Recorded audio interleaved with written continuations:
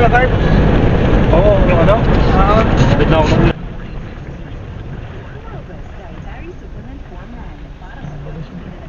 buto-buto nila.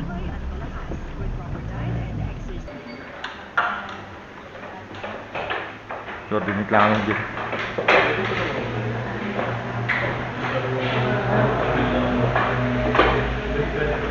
Dennis. Pero saan kaya pwede maki-coordinate niyo? Busy si Kuya Dennis eh. Kaya ka na ako yan? May evacuation na. Wala naman barangay lang, mga ilang barangay lang sa bawat district na flooded. Ay dito sa ating Pagbilao, Lucena, Sariaya, Tayabas. Spillway pa lang dito sa Spillway. Ito, Lucena na, itong Lucena. Lucena. Sinaserbong. Anong barangay? 5 ba? Malalim na. 5 ba? Ano na, spillway natin ano? Sarado na? Sarado na. Tapos ang tumasan tubig.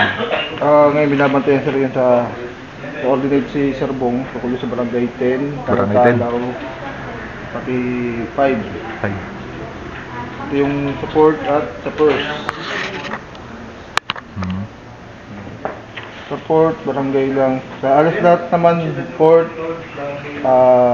first ay halos lahat ay light to moderate lang. Wala pa mga ibang flooded areas. Tapos ang ating sir, yung ating ano, yung ulan natin ngayon ay lalakas pa o ano? Moderate to heavy lang. Moderate to heavy. Moderate to heavy. Evacuation. Pero may chance baga minsan ay nagre-rescue kayo, minsan may nagnanakaw na ibang tao. Meron sir, meron mga Pag nagnanakaw yung gamit nyo, may mga pagkakataon din. may pagkakataon. Kaya kailangan din ng police pag in case ano, security ano, sa pag-re-rescue at evacuation ano.